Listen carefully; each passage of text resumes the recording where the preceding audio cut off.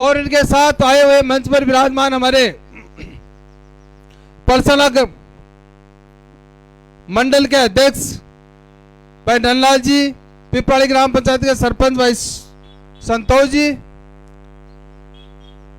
हमारे पलासरा पंचायत के सरपंच साहब प्रतिनिधि के रूप में हमारे नारनौलिया जी, और हमारे पिपराड़ी के भारतीय जनता पार्टी का मंडल अध्यक्ष भाई नौरंग जी, आए हुए सभी सम्मानित अतिथियों, नौजवान दोस्तों और साथियों और बुजुर्गों। साथियों, बात एक ही है, भाषण देवा को तो काबर देसी है, मंत्री जी रहे देसी में तो था एक ही बात के वो चाहूं कि वो लोकसभा को चुनाव जो है वो चुनाव कोई बाबा जी को नहीं है, वो चुनाव कोई सरपंचाओं को नहीं है, कोई पंचायत राज को नहीं है, वो चुनाव कोई विधानसभा को नहीं है, वो चुनाव है हिंदुस्तान की तकदीर को चुनाव, वो चुनाव है हिंदुस्तान को भविष्य तय करवा को। और आपस से लोग मिलर अब गाड़ा हिंदुस्तान की तकदीर तय वेली क्या अपना देश का प्रधानमंत्री आदरणीय भाई नरेंद्र जी मोदी जो 10 साल तानी रह इस देश को नाम पूरी दुनिया का मान सबसे अव्वल नंबर पर 1 नंबर रखबड़ा है तो देश का प्रधानमंत्री भाई नरेंद्र जी मोदी है। तो साथियों ससु मेरो निवेदन आप लोगों से कि आपसे लोग मिलर ज्या विधानसभा चुनाव का मान 4 महीना पहली ज्या ताकत लगाई प्रत्येक बूथ पर आप लोग जी मेहनत करी बा मेहनत एक बार फिर आपन करनी है साथियों।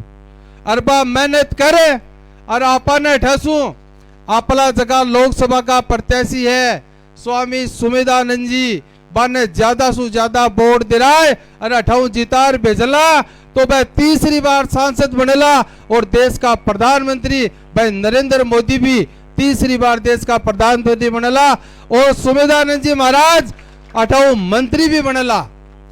तो साथियों से लोग मिलर आपने ज्यादा मेहनत करवा की जरूरत है और ज्यादा मेहनत आपा लोग करला और ज्यादा मेहनत करे 28 वोट जिताऊला।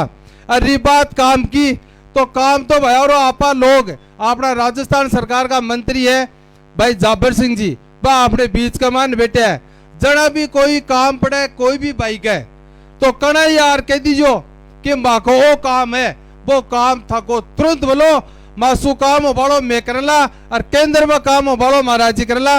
महाराज जी अपने बीच में पधारे हैं, जोरदार ताली बजाकर स्वागत करो। तो मैं अब स्वामी जी आ गए तो मैं अब चाहूंगा सीधे ही आदरणीय हमारे मंत्री महोदय को अपने विचार व्यक्त करने के लिए कहूंगा। आदरणीय मंत्री महोदय मनोज जी बोरा, विनोद जी बोरा, हमारे विनोद जी बोरा जो पीछे हैं वो आगे आ जाए मंच पर। हाँ मैं जाबर जी से कहूंगा कि अपने विचार व्यक्त करें। आदरणीय जाबर जी।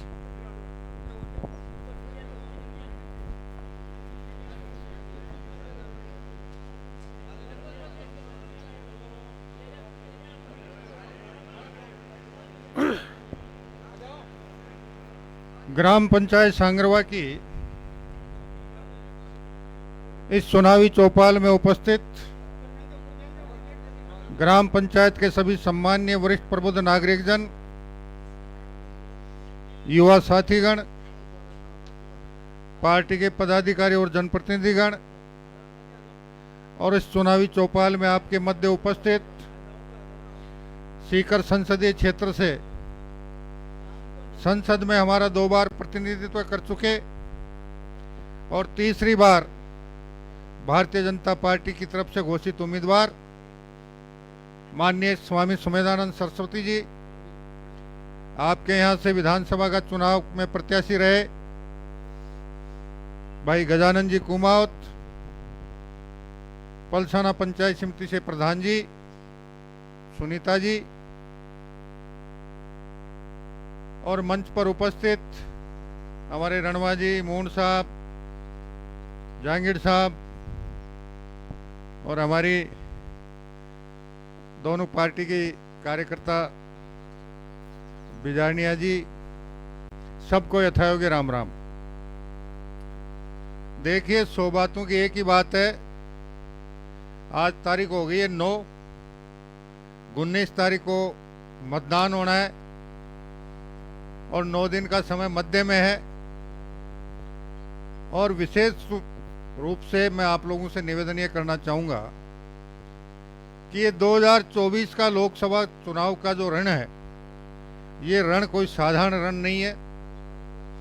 इस चुनाव में एक तरफ आप जैसे राष्ट्रवादी विचारधारा के कार्यकर्ता और मतदाता हैं जो इस देश को हर क्षेत्र में बुलंदियों पर देखना चाहते हैं, और दूसरी तरफ उन लोगों का समूह है जिनको इस बात से लेकर तकलीफ है कि जम्मू कश्मीर से आतंकवाद समाप्त क्यों हो गया। पिछले 10 साल में 2-4 घटनाओं को छोड़कर 2004 से 2014 के कालखंड में जिस प्रकार हर महीने किसी न किसी क्षेत्र में बम ब्लास्ट या आतंकवादी हमले होते थे, वो क्यों नहीं हो रहे हैं। जम्मू कश्मीर से पत्थरबाजी क्यों रुक गई, देश की आंतरिक स्थिति मजबूत क्यों हो गई, भारतीय सेना मजबूत क्यों हुई, भारत का मान सम्मान पूरे विश्व में क्यों बढ़ गया।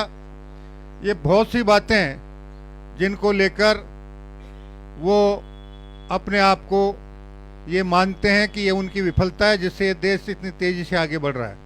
वो इस देश की उन्नति और प्रगति में बाधक बनना चाहते हैं, और इसलिए मैं निवेदन करना चाहूँगा कि पिछले 2.5-3 साल में उन्होंने देश में जिस प्रकार का वातावरण बनाने का प्रयास किया था वो आप किसी से छुपा हुआ नहीं है।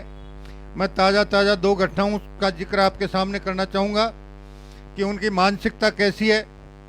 पश्चिम बंगाल के संदेश खाली में पिछले कई सालों से जिस प्रकार के कुकृत्य हो रहे थे, अखबारों और टेलीविज़न के माध्यम से आपने देखे और सुने और पढ़े होंगे, लेकिन एक भी भाजपा गठबंधन विरोधी राजनीतिक दल के नेताओं के मुंह से एक भी ये शब्द नहीं निकला कि संदेश खाली में जिन जिन ने कुकृत्य किया उन सबको जेल के सख्तों में डालकर सख्त से सख्त सजा दिलवाई जाए। उल्टे कई प्रकार की बातें वो कर रहे हैं और उन अपराधियों का बचाव करने का प्रयास करते हैं। दूसरी तरफ आपने पिछले 10 दिन से देखा होगा कि उत्तर प्रदेश में एक लगभग 90 से अधिक हत्याओं का अपराधी अपने कुकर्मों की सजा पाकर हृदयघात के कारण अस्पताल में जिसकी मौत हो गई, भाजपा गठबंधन विरोधी सारे राजनीतिक दलों के नेता, चाहे कांग्रेस हो, चाहे सपा हो, चाहे बसपा हो, चाहे आप हो, चाहे वामपंथी हो, चाहे तृणमूल हो, चाहे डीएमके हो, जितने भी राजनीतिक दल थे वो उसको गरीबों का मसीहा बताने का प्रयास कर रहे हैं। इसके पीछे उनका मकसद ये है कि जब तक ये गुंडे बदमाश माफिया रहेंगे, आम आदमी में दहशत रहेगी और उस दहशत की वजह से उनकी राजनीति चलती रहेगी। इसलिए मैं निवेदन करना चाहूँगा कि सीकर संसदीय क्षेत्र से देश की सबसे पुरानी पार्टी ने मैदान छोड़ दिया, वामपंथियों के कंधे पे बंदूक रख दी, और अब वो लोग आपके बीच आ रहे होंगे, कह रहे होंगे किसान और मजदूर के अगर सबसे बड़े हितैषी हैं तो वही लोग हैं, यही कहते हैं ना। अब वो कितने बड़े हितैषी हैं उसके बारे में मैं आपको 2 बातें बताना चाहूँगा। वामपंथियों ने 28 साल तक लगातार पश्चिम बंगाल में शासन किया है, सबको पता होगा।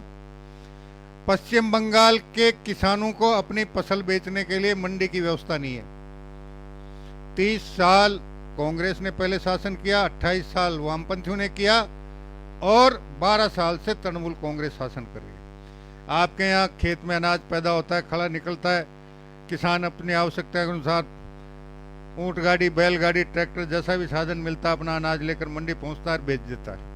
पश्चिम बंगाल में ऐसी कोई व्यवस्था नहीं है। दूसरी, वो किसानों के समर्थन के लिए बात करते हैं, किसान को समर्थन मूल्य मिलना चाहिए। दिल्ली को भी घेर कर बैठे थे ना।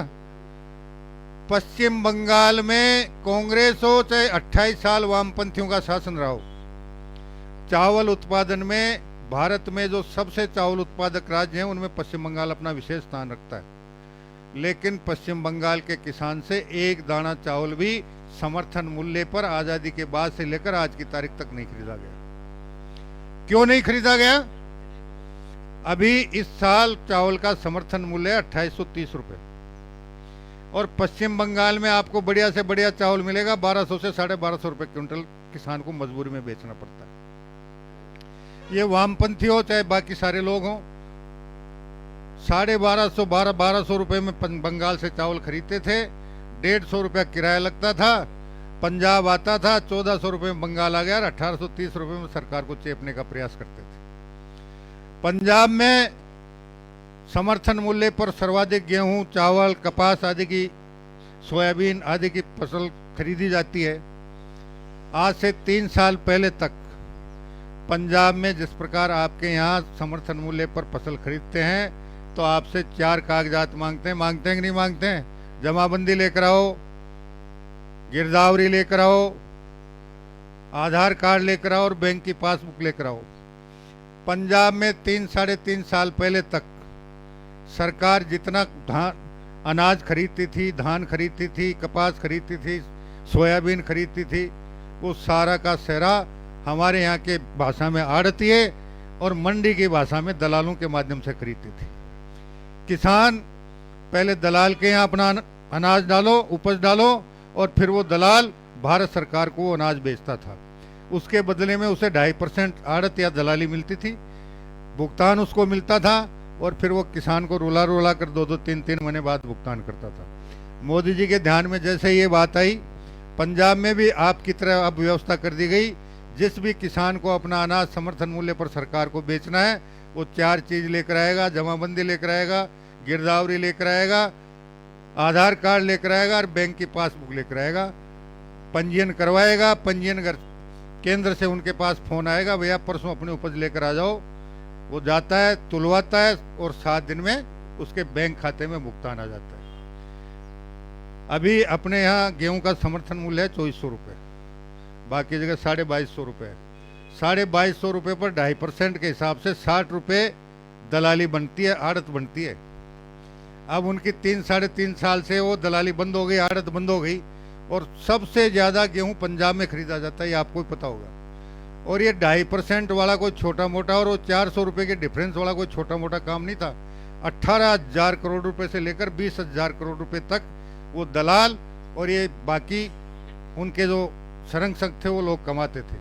मोदी जी ने उसको रोक दिया, उनके पेट पे लात पड़ी, इसलिए वो 12 महीने दिल्ली को घेर कर बैठे थे। ये है वामपंथ की असली सच्चाई। और अगर वो अपने आप को मजदूरों का हितैषी बताते हैं, पश्चिम बंगाल सर्वाधिक औद्योगिकरण वाला प्रदेश था। 28 साल के शासनकाल में पश्चिम बंगाल के सारा उद्योग जगत बर्बाद हो गया और पश्चिम बंगाल छोड़कर वो बाकी प्रदेशों में अपने उद्योग स्थापित कर लिए। आज पूरे देश में अगर सबसे सस्ता मजदूर किसी प्रदेश का है तो उस प्रदेश का नाम है पश्चिम बंगाल। आपके यहाँ 450-550 रुपये मजदूर नहीं मिलता ना, आपको 150 रुपये मजदूर मिल जाएगा पश्चिम बंगाल में। यह हालत मजदूरों की कर दी, यह हालत किसानों की कर दी, जो अपने आप को किसान और मजदूर का हितैषी बताते हैं। इसलिए मैं आपके बीच ये निवेदन लेकर आया हूँ कि अब तो आधुनिक जमाना आ गया, फसल कटाई करते हो और दूसरे दिन थ्रेसर से अनाज निकलवा कर घर ले आते हो। 30 साल पहले क्या करते थे फसल निकालने के लिए? क्या करते थे भाई, बोलो तो श्रीओ, कैसे निकालते थे खड़ा? बैलों से गाते थे, 1.5 महीने खड़ा निकलता था। खाई देनी पड़ती थी, डोली देनी पड़ती थी, बाढ़ करनी पड़ती थी, गाठा गाना पड़ता था, फिर बरसाना पड़ता था। और शाम का भी ने एक टोकर कहीं कराता भी गए, क्यों दे रहा था? कोई चोरी नहीं कर ले जाए। तो अब वोटा की खेती जना एक कोई शेरियो ला अगर चोरी नहीं कर ले जाए, एक की चौकीदारी करवा की जिम्मेदारी 19 तारीख तानी आप सब लोगों की है। और आज 9 दिन में कोई घर और कोई मतदाता यहाँ को नहीं रहना चाहे, जकासू मिलर थे बिन आ नहीं को के भाई मोदी जी राम राम मारे मार्फत थारी राम राम भेजी। और फिर भी 2004 2014 2014 2028 के बीच में जुको परिवर्तन आयो भी की चर्चा परिचर्चा करोला। अभी 4 महीने पहले आपने यहाँ राजस्थान में सत्ता परिवर्तन किया। सत्ता परिवर्तन होते ही हमारे यहाँ के लिए यमुना के जल की समझौता भी हो गया। आने वाले 2-2.5 साल में यमुना का जल भी यहाँ आ रहा है। कुंभाराम लिफ्ट पेयजल परियोजना से पीने का पानी भी आएगा। उधर 21 जिलों के लिए ERCP का काम हो गया। हर जगह पेपर चोरी कर युवाओं को भविष्य बर्बाद किया जा, वहाँ के लिए SIT गठित होगी, गुणंतर अपराधी गिरफ्तार होगा। बदमाशों के खिलाफ SIT का गठन हो गया। और किसान के किसान समृद्ध निधि में 2000 रुपये साल का इजाफा कर दिया, और 2000 रुपये का अगली अप्रैल से होगा, और फिर 2000 रुपये का 2026 के अप्रैल से होगा, और 2026 के बाद 12000 रुपये साल के किसान को किसान सम्मान निधि मिलना शुरू होगा। अभी गेहूं के समर्थन मूल्य में 150 रुपये का इजाफा राजस्थान सरकार ने किया, 2400 रुपये क्विंटल होगा। तो राजस्थान सरकार ने भी चुनाव के दौरान अपने संकल्प पत्र में जितने संकल्प लिए थे उसमें से 45% से ज़्यादा संकल्पों को पूरा कर दिया। और अब आज 9 दिन की चौकीदारी में कोई शेरियो अब वोटा की रास ने चोरी नहीं कर ले जाए, एक चौकीदारी करोला। 19 तारीख ने सु पहले अपना परिवार में जत्ता वोटर से बन 7 लेर बूथ माला जार कमल का फूल को बटन दबार मतदान करोला। और फिर आज 9 दिन में जगह जगह वोटर जगह जगह घर में थे मिलो, वहाँ को वोट पड़ो को नहीं पड़ो, पूरे दिन इनकी निगरानी रहा कर शाम तानी वहाँ का वोट पड़े, ये बात ने तय करोला। और भारी बहुमत से उठा कमल को फूल खिला, और संवेदानंद जी ने संसद में भेजोला। नरेंद्र मोदी जी फिर भारी बहुमत से प्रधानमंत्री बनेला, और 2024 और 2029 का कालखंड में भारत उन्नति और प्रगति का नया सोपान तय करेगा। और आज तो यमुना को जल बड़ा पाइपलाइन के जरिए ठहरे जाए, और उम्मीद करा जा 2429 का कालखंड में नदियाँ भी आपस में जुड़े ली, और आपनो एक भी खेत यहाँ लोग कोने लो जगह ने सिंचाई के लिए पानी नहीं मिलो, खेत ले लाएंगे, किसान समृद्ध होगा, मजदूर समृद्ध होगा, तो निश्चित रूप से हिंदुस्तान भी समृद्ध होगा। और फिर दुनिया की कोई ताकत हिंदुस्तान के सामने टिक नहीं पाएगी। इसी आशा और उम्मीद के साथ कि आप इन 9 दिन मेहनत करने में कोई कोर कसर नहीं छोड़ेंगे, और 19 तारीख को 100% मतदान करवाने में, भारतीय जनता पार्टी के कमल के फूल पर मतदान करवाने में कोई कोर कसर नहीं छोड़ेंगे। इसी आशा और उम्मीद के साथ आप सभी का हृदय से बहुत बहुत आभार। जय हिंद, जय भारत, वंदे मातरम, बोलो बस्ती माता की। और आपकी इजाजत से अब मैं माइक सीधा स्वामी सुमेधानंद जी को समर्पित करता हूँ।